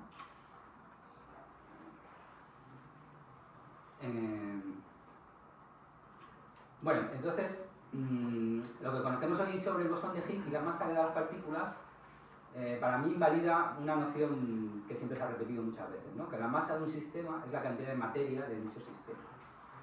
Entonces, bueno, ¿qué sucede? O sea, me he traído un láser solo por eso. O sea, ¿esto es materia o no es materia? Esta, la luz, el rayo láser. Esta agrupación de fotones formando un haz de... ¿Esto es materia o no es materia? Porque masa no tiene, ¿vale? Pero sí tiene energía, con lo cual deforma el espacio-tiempo y produce fuerza de la gravedad. Y si tú coges y las estrellas se mantienen por la presión de radiación de los fotones y no colapsan sobre ellas. Llámale presión de radiación o llámale empujones que pegan los fotones, ¿vale? Si lo ves como onda o lo ves como partícula. O lo que está de moda, esto de lanzar una nave súper chiquitita y con un láser lanzarla hacia otra estrella, ¿no? ¿Vale? O sea, lo que quiero decir es que la noción de materia está un poquito obsoleta, ¿sabes? Porque una cosa es masa y otra cosa es materia. Y esto, pues eso. Esto es una partícula, ¿no? Esto es una partícula, lo que pasa es que es un bosón, ¿vale? No es un fermión. Y normalmente estamos acostumbrados, y siempre hablamos de materia como fermión. Bueno, pues así os dejo que pensar. Porque además un sistema puede contener billones de fotones, que para mí son materia, y que no contribuyen nada a la masa, como por ejemplo un láser, ¿no? Y sin embargo los fotones, pues lo que he dicho, ¿no? O también la masa no es una cantidad de materia, sino la suma de intensidades con la que la partícula de un sistema se acopla al bosón de Higgs. Vamos a explicarlo, ¿no? Por ejemplo, un electrón tiene 1836 veces menos masa que un protón. ¿vale? Pero eso no quiere decir, o sea, por ejemplo, si yo tengo una cesta con una pelota y tengo una cesta con 1836 pelotas, pues está clarísimo, ¿no? Claro, esta cesta es 1836 veces, tiene 1836 veces más masa. ¿Por qué? Porque tiene 1836 veces más pelotas, más cosas, ¿no? Pero es que un protón no tiene 1836 veces más cosas que un electrón. Y sin embargo, lo que sí que tiene es una interacción con el bosón de Higgs 1836 veces más fuerte. Y por eso tiene más masa. ¿Vale? Pero es una onda igual, es una onda, el protón es una onda y el electrón es otra onda, ¿vale? O una pelotita, si queréis, una particulilla que va por ahí, ¿no? Bueno, eso como anécdota para hacerlo pensar. Vale, pues cerramos esto. A ver si llego a cerrar. Para que nos explota la cabeza. Pues ahora vamos con la mecánica cuántica. Bueno, no, esperad, esto va, ya habéis visto que esto es más muy visual. Con esto ya. Bueno, pues claro, llegados a este punto es tiempo de saltar a la otra gran teoría de comienzos del siglo XX, ¿no? A la mecánica cuántica. Mientras la teoría general de la relatividad triunfa en la aplicación de todos los sucesos que ocurren a grandes escalas, con la gravedad como principal interacción, la mecánica cuántica explica el reino microscópico. La física clásica, la que no es cuántica, no consigue explicar numerosos hechos fundamentales y solo consigue dar resultados imposibles. Uno de ellos, por ejemplo, es la descripción del átomo. Cómo el electrón se mantiene orbitando el núcleo, ya que según la física clásica el electrón no puede estar orbitando el núcleo de forma estable, sino que debe caer hacia el núcleo en un tiempo breve, por lo cual los átomos no existirían. Que esto lo resuelve la mecánica cuántica diciendo que hay cuantos de cada órbita. Entonces, pues bueno, la mecánica cuántica pues también trajo un cambio de paradigma. Entonces, vamos a recapitular. La evolución de cualquier sistema con la cuántica pasa a ser probabilística. Se describe mediante una función de onda. Las partículas dejan de ser puntuales y son descritas como ondas mediante su función de onda. Las propiedades del sistema, posición, momento, campo eléctrico, etc., pasan a ser observables descritos mediante operadores que actúan sobre la función de onda. Y las magnitudes dejan de ser continuas y pasan a ser discretas. Por ejemplo, la energía que tiene un electrón alrededor del núcleo. Bueno, y nos vamos a 1933. Entonces, ¿la velocidad de las estrellas dentro de una galaxia se comporta igual que la velocidad de los planetas alrededor del Sol? ¿Os acordáis? Sí. ¿Os acordáis que recordemos esto, ¿no? Que algo importante sobre la gravedad, que la velocidad con la que un cuerpo se mueve alrededor de un objeto masivo cambia con la distancia, ¿no? Si el objeto está cerca de la fuente que produce gravedad, pues se moverá más rápido que cuando el cuerpo se encuentra más lejos. Y os acordáis, ¿no? Que era de aquí, lo sacábamos de aquí. Es decir, la velocidad, decíamos, la duración por la velocidad. Si suponemos que es una esfera, ponemos 2πr y tendríamos ahí la velocidad media, ¿no? La sacaríamos del radio medio, pues sacaríamos la velocidad media. Y entonces, eso es lo que pasa con nuestros planetas en el sistema solar. Y aquí tenéis una tabla en la que se aprecia la disminución de la velocidad desde 47 km por segundo de Mercurio hasta 5 km por segundo de Neptuno, dependiendo de a la distancia que están. Si está a 0,4 unidades astronómicas o a 30 unidades astronómicas. Y bueno, entonces, para cuantificar este comportamiento se construye una curva de rotación, que es una gráfica que muestra cómo cambia la velocidad desde el centro hasta la parte más externa del sistema. ¿Veis? Otra forma de verlo. Entonces, ¿qué nos pasa? Claro, yo tengo puntos y luego el relleno con una rayita, relleno los puntos intermedios y entonces saco las velocidades intermedias.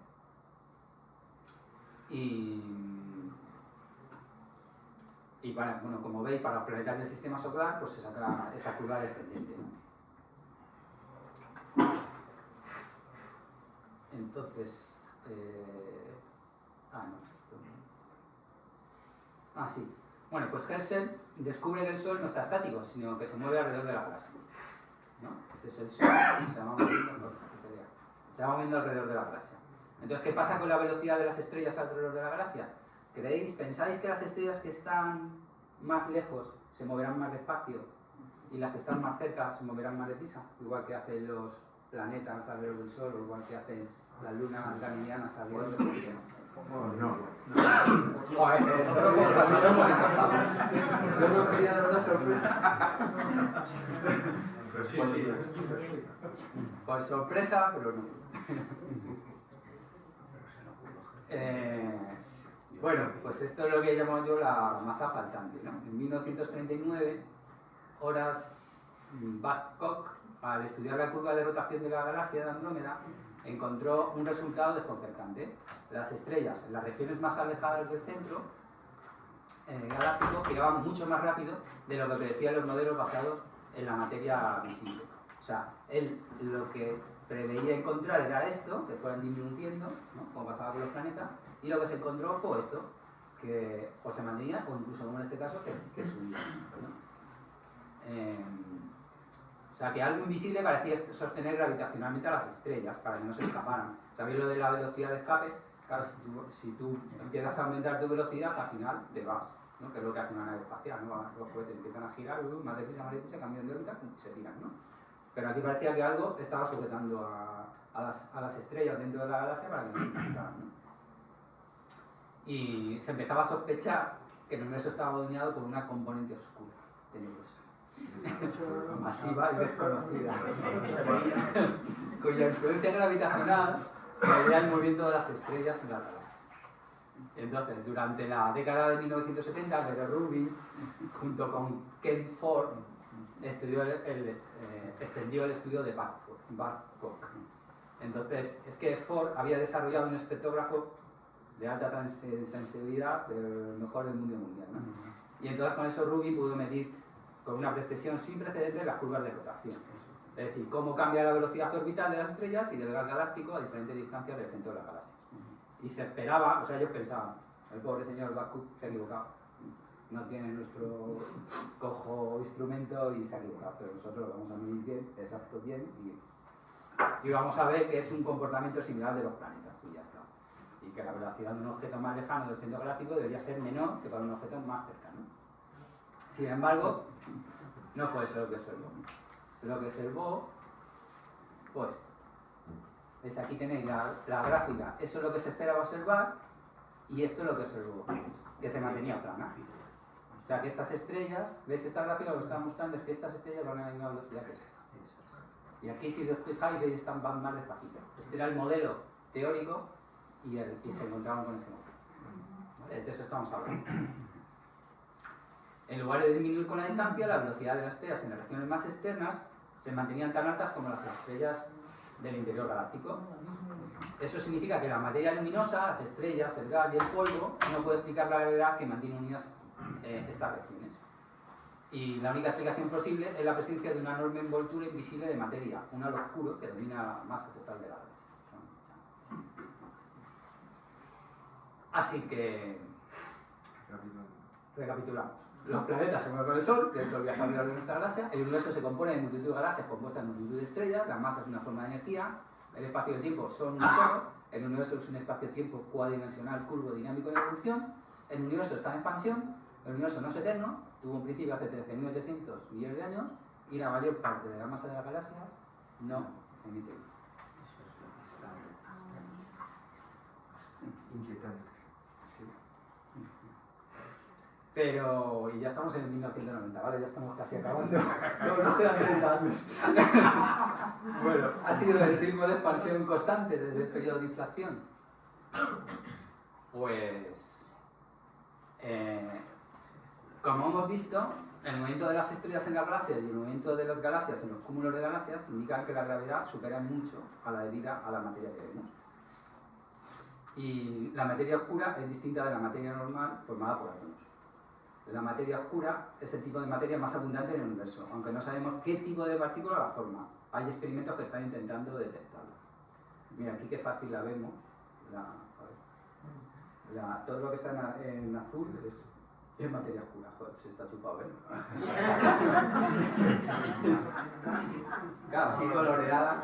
Esto se saca con las curvas de rotación. Esta. Claro, como tú sacas, por aquí tiene que estar, porque si no, no se justifica cómo se mueven estos objetos. Podemos observar, claro, sabemos que la materia se atrae por la interacción gravitatoria, ¿no? Y que en el universo hay planetas, estrellas, galaxias, nubes de gas y más materia, esta, la azul, de la que observamos por sur, ¿no? Esta, la materia oscura. Pero en definitiva materia. Y ese efecto gravitatorio es frenar la expansión, ¿no? Entonces, joder, si todo esto está lleno de materia, lo normal es que se vaya frenando esa expansión inicial y se empiece a contraer, ¿no? Entonces, ¿podemos observar cómo se ha frenado la expansión? Bueno, pues tendríamos que medir el ritmo de expansión del universo en épocas pasadas, a distancias, por ejemplo, de 5.000 millones de años luz, ¿no? Que esas 5.000 millones de años luz es 5.000 millones de años también en el pasado. Y comparando con el ritmo que medimos ahora actualmente, que es el valor de la localmente quiere decir actualmente, ¿no? Aquí nuestra proximidad es nuestra proximidad en el espacio y nuestra proximidad en el tiempo, o sea, local, es que es el valor de la constante de Hubble, ¿no? Entonces, para ello necesitaríamos unos faros cósmicos mucho más luminosos que la cefeida, ¿no? Que sean visibles a esas decenas de miles de millones de años luz, ¿no? Y una supernova, pues claro, fijaros, una supernova es tan brillante como la propia galaxia que la alberga. Y la galaxia contiene cientos de miles de millones de estrellas, pero fijaros lo que alumbra. Pero para ser un buen faro cósmico, además de ser brillante, se necesita cierta uniformidad y que pueda estimarse su luminosidad, su brillo, con alguna propiedad fácilmente observable, como el periodo en el caso de la cefeida, ¿no? Entonces, además de brillante y calibrable, debe ser un faro muy preciso, porque las incertidumbres o errores en la calibración pues, se traducen en errores en las distancias estimadas y en todos los parámetros cosmológicos que luego vamos a obtener de ello, ¿no? Bueno, pues entre las supernovas, las más luminosas y uniformes son las que se clasifican como de tipo 1A. Y estas supernovas se caracterizan por mostrar líneas de silicio en su espectro de absorción del silicio, ¿vale? Alrededor del máximo de luz. Y entonces, a principios de los 90, el muestreo de supernovas del proyecto Calantololo en Chile, llevado a cabo por Mario Amuy y José Maza, demostró que las supernovas 1A eran buenos indicadores de distancia y que observando rutinariamente cientos de galaxias, pues se descubren decenas de supernovas 1A.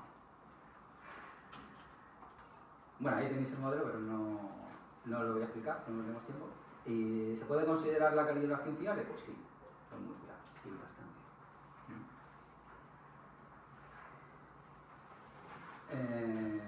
Vale, pues nos vamos al 98, la energía, lo que llamo yo la energía exótica. Pues en la década de los 90, dos grupos internacionales independientes se lanzaron a la búsqueda y análisis de estas supernovas 1A lejanas. Y su objetivo era medir cuánto se estaba frenando la expansión. Para que el resultado sea estadísticamente significativo se necesitan muchas supernovas. Y dado que las supernovas 1A solo ocurren una o dos veces por siglo en cada galaxia, hay que idear una buena estrategia. Entonces decidieron observar el cielo cada 2 o 3 semanas y restar las imágenes. Entonces veis, yo tengo esta imagen, la vuelvo a hacer la foto, resto todo y al final de esta imagen me va a quedar solo ese puntito, porque todo lo demás se anula, ¿no? Fijaros que ahí no había nada y ahora hay algo. Aquí no había nada y ahora hay algo. Y luego, además, se toma un espectro para confirmar que se trata de una supernova o no, ¿no? Para ver el silicio. Y se esperaba que a un desplazamiento al rojo dado las supernovas aparecieran más brillantes, es decir, más próximas de lo que les correspondería, ¿no? Porque claro, si tú dices el ritmo de expansión se está decelerando, pues tienes que estar más cerca de lo que... O sea, si tú vas andando y te vas cansando y quieras ir más despacito, pues estarás más cerca de mí de lo que yo espero que estés, pues vas avanzado menos, ¿no? Y sin embargo, si... Javi, 5 minutos, o sea, no menos. Uy. Bueno, Muy bien, de acuerdo. bueno, pues el caso es que los resultados sorprendieron a todos. Resulta que las supernovas observadas eran más débiles, o sea que estaban más lejos. O sea que el universo se había acelerado su expansión. O sea, es como si yo cojo una piedra, la tiro para arriba y en lugar de irse frenando y volverme a caer a la mano, pues se hace así, sube y se larga volando. ¿Sabes? O sea, hay una energía exótica que la acelera y se la lleva. Pues eso es lo que estaban viendo. Pues... Bueno, y aquí sale, ¿os acordáis lo de la gráfica? Bueno, pues el 74% de energía oscura, las gráficas aquellas que poníamos que de materia y energía no salía en la gráfica, pues ahí sale lo del modelo estándar, el 70 y tanto de energía oscura, que sería esta cosa tan peculiar, el 22 de materia oscura y solamente un 4 formado por materia iónica. Para los átomos y todo lo que conocemos. Un 4% de lo mejor. Así que, la expansión del universo se acelera desde hace más o menos 7.000 millones de años, desde la mitad. Así que en 2011, por fin, vamos a poder explicar esta imagen, que era lo que quería explicaros nada más. Bueno, pues al principio toda la materia y toda la energía estaban en un único punto. No se sabe cómo fue posible esto, pero una vez que es así, según la teoría general de relatividad, según esa ecuación, solo puede ocurrir que el universo se expanda. Entre t igual a 0 y t igual a 10 elevado a menos 43, 0,430, no sabemos lo que ocurre. No lo voy a explicar ahora, pero no sabemos lo que ocurre. O sea, no voy a explicar el por qué no lo sabemos. No llegamos. Y a partir de ese momento las fuerzas se separan. Y aquí veis que al principio toda la materia y toda la energía estaban en un solo punto. Y esto no se sabe cómo fue posible, pero una vez que es así, según la teoría general de relatividad, solo puede ocurrir que el universo se expanda. Entre t igual a 0 y t igual a menos 43 no sabemos qué es lo que ocurre. Se puede explicar, pero vamos. Bueno, os lo voy a explicar, que ahora tenemos más tiempo. Digamos que la distancia más pequeña, la longitud más pequeña que puede haber, se llama longitud de Planck. Y eso viene determinado por la longitud de onda más pequeña que puede existir. Porque sabéis que la longitud de onda es lo que determina, la frecuencia es lo que determina la energía que tiene la luz, por ejemplo. Entonces, si tú haces una longitud tan pequeña, tienes una frecuencia tan alta que tiene esa luz, esos fotones tienen tanta energía que colapsarían. Sería como el rayo de Schwarzschild de un fotón, ¿no? Entonces se convertiría en un agujero negro. Entonces ya por ahí, por debajo de un agujero negro ya no hay nada. Entonces, ese tamaño, esa longitud de onda más pequeña que puede tener la luz, eso es lo que se llama la longitud de Planck. Y es lo que viene siempre que habréis escuchado, que si el universo está piselado, ¿no? que es como los píxeles del universo. Bueno, pues de ahí se saca el tiempo de Planck, que el tiempo de Planck sería el tiempo que tarda un fotón en cruzar esa longitud de onda, esa distancia tan pequeña. Y eso, si echáis las cuentas, pues es 10 elevado a menos 43, un 0,43 ceros. De ahí viene lo de que entre t igual a 0 y t igual a 10 a la menos 43 no sabemos que existe, qué es lo que pasa, porque realmente tampoco se puede mirar, digamos. Tú para ver las cosas necesitas iluminarlas, tocarlas con luz. Y si no lo puedes tocar porque es más pequeño que la longitud de onda más pequeña que puede existir, pues no se puede ver, ¿no? O sea, yo esta mesa la veo porque la ilumino con luz, que su longitud de onda es mucho más pequeña que la mesa, entonces por eso la veo. Bueno, pues allí está un poco la explicación de por qué ese 10 a la menos 43. Entonces, a partir de ese momento, del 10 a la menos 43, ya sí que las fuerzas se separan. La fuerza débil controla la desintegración radiactiva, la fuerza fuerte une al núcleo atómico, la fuerza electromagnética une moléculas y la fuerza de la gravedad une materia. El universo estaba tan caliente que los fotones, que eran rayos gamma, al estar tan caliente, convierten espontáneamente su energía en pares de partículas materia-antimateria, que se vuelven a aniquilar generando de nuevo fotones. Bueno, ya lo solté ahí, pero como lo del libro de Ángeles y Demonios, donde una antigua secta, los Illuminati, han puesto en el Vaticano un arma mortífera de antimateria para destruir la Iglesia Católica. Entonces, Pues fijaos, se dio, claro, si se va aniquilando, yo tengo quarks y antiquarks, se van aniquilando, pues solo quedan fotones, pues tendríamos un universo en el que no habría partículas, nada más que fotones. Las únicas partículas que habría serían fotones, ¿no? Y esto no fue así. Entonces tuvo que haber una simetría de que de 1.000.000.000 de quarks, de antiquarks, mientras 1.000.000.000 sin el 1 o sea, había más quarks que antiquarks, ¿no? De 1.000.000.000 1 quarks y 1.000.000.000 sin el 1 de antiquarks. Entonces se aniquilaban entre sí, pero quedaba una partícula de cada 1.000.000.000, un quark de cada 1.000.000.000.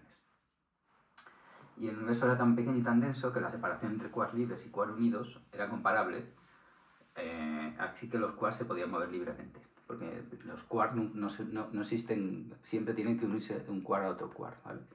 No pueden estar moviéndose por ahí solos.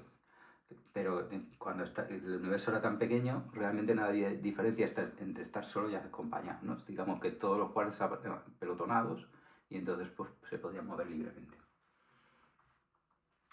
Y cuando se expandió lo suficiente, como resultado de expandirse, pues se va enfriando, ¿no?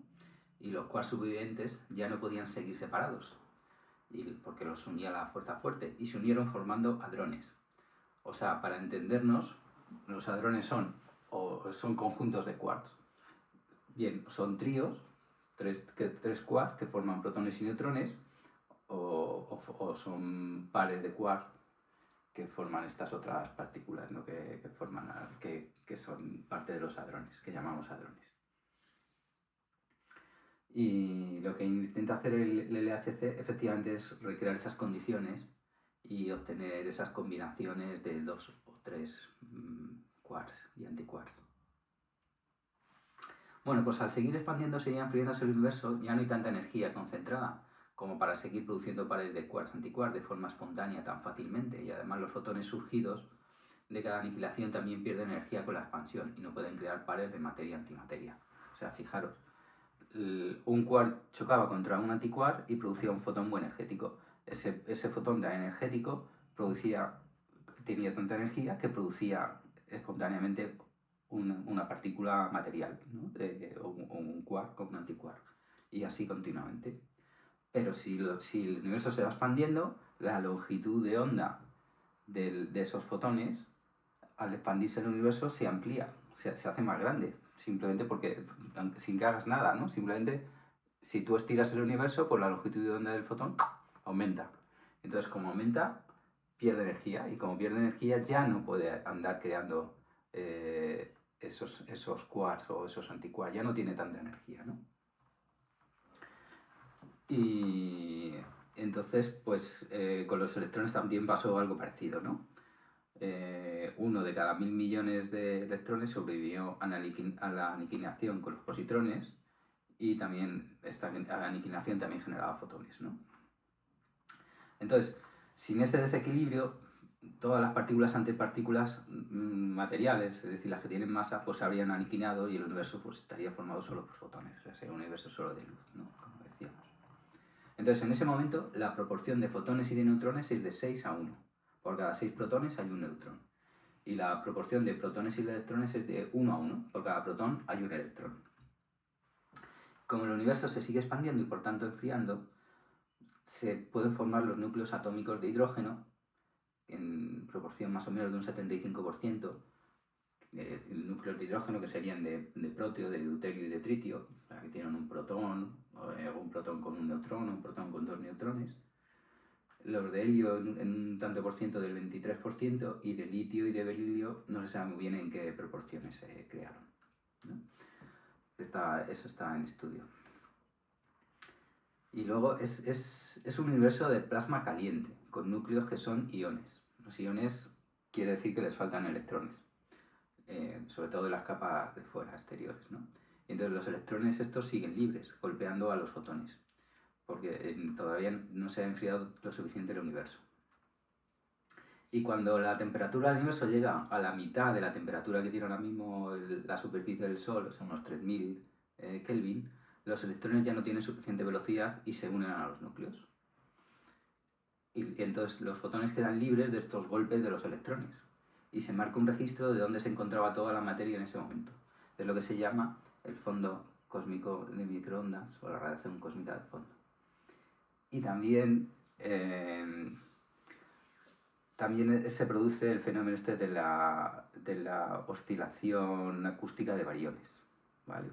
Que eso sería la expansión hace que los bariones son las partículas que están formadas por protones, neutrones. Bueno, pues como el universo se expande y la gravedad les atrae, pues entonces digamos que como que había, eso es lo que llaman la oscilación acústica, ¿no? Había una oscilación como la del sonido, digamos, por poner un ejemplo, como un altavoz cuando vibra con el sonido, ¿no? Por eso se llama la oscilación acústica de bariones. Que también queda una huella de eso. Hay unas pequeñas perturbaciones de más concentraciones de materia, de partículas en unas partes que en otras, una ligera, ¿no? Entonces, bueno, pues el universo siguió expandiéndose y enfriándose y la materia se fue agrupando en concentraciones que llamaríamos galaxias. Se formaron del orden de 100.000 millones de galaxias, cada una con el orden de 100.000 millones de estrellas. Cada estrella con más de 10 masas solares, con suficiente presión y temperatura como para producir fusiones termonucleares dentro de su núcleo y generar elementos más pesados que el hidrógeno. Estas estrellas de gran masa explotaron, esparciendo elementos pesados en nubes de gas que volvían a juntarse y generar nuevas estrellas y planetas gaseosos y rocosos. Después de unos 8.000 millones de años, en una de esas nubes de gas, en el supercúmulo de Virgo, en la galaxia Vía Láctea, en el brazo de Orión, se creó una estrella, el Sol. Varios planetas gaseosos, Neptuno, Urano, Júpiter, rocosos, como Marte, la Tierra, Venus, Mercurio, y cientos de miles de asteroides, el cinturón de asteroides, y miles de millones de cometas, la nube de Oort. Los planetas quedaron estabilizados después de producirse impactos por las desorganizadas órbitas de la materia acumulada en el sistema solar. Estos impactos a alta velocidad y energía fundieron las superficies de los planetas y permitieron la formación de moléculas complejas. Las superficies de los planetas se enfriaron y uno de ellos, la Tierra, se quedó en órbita a una distancia tal que el agua permaneció líquida, formando océanos ricos en moléculas orgánicas. Dentro de los océanos, las moléculas orgánicas se convirtieron en formas de vida capaces de autorreplicarse. Dominaban las bacterias anaeróbicas simples que viven en ambientes sin oxígeno, pero que excretan oxígeno como subproducto. Estos organismos unicelulares transformaron la atmósfera de rica en dióxido de carbono a rica en oxígeno, lo cual permitió que surgieran organismos aeróbicos y poblaran los océanos y los continentes. El átomo de hidrógeno no solo formó oxígeno molecular, O2, sino también formó ozono, O3, en la parte superior de la atmósfera que actúa como escudo frente a los fotones ultravioletas del Sol, los cuales destruyen las moléculas. La diversidad de la vida de la Tierra está basada en el carbono, gracias a la abundancia de elementos y a la gran cantidad de moléculas simples y compuestas que es capaz de formar. Fijaos que hay más variedades de moléculas con carbono que el resto de moléculas sin carbono. Un tipo de mamífero, llamado primate, evolucionó en un género Homo, especie sapiens, con suficiente inteligencia como para inventar herramientas y métodos científicos. En resumen, la teoría del Big Bang no afirma que algo surgió de la nada, sino que describe la evolución del universo desde un estado extremadamente denso y caliente, y el origen mismo de ese estado inicial permanece fuera del alcance de la teoría. Pues hemos terminado, veis, si no nos quedaba mucho. Si pretendo seguir haciendo más charlas, esta es la de la que os hablaba, que fue la del año pasado, y bueno, continuaremos haciendo alguna más. Así que queda mucho más, pero ya será otro día. Y bueno, pues muchas gracias por vuestra atención y espero haberos entretenido. Bueno, y dejadme que lea aquí la frase de Heráclito de Éfeso del siglo V a.C. Este cosmos, el mismo para todos, no lo ha hecho ninguno de los dioses ni de los hombres, sino que siempre fue, es y será un fuego eternamente vivo que se enciende y se apaga de acuerdo con una medida. Vamos, que en resumen, en un principio existía el caos y después existió el cosmos. Venga, hasta luego.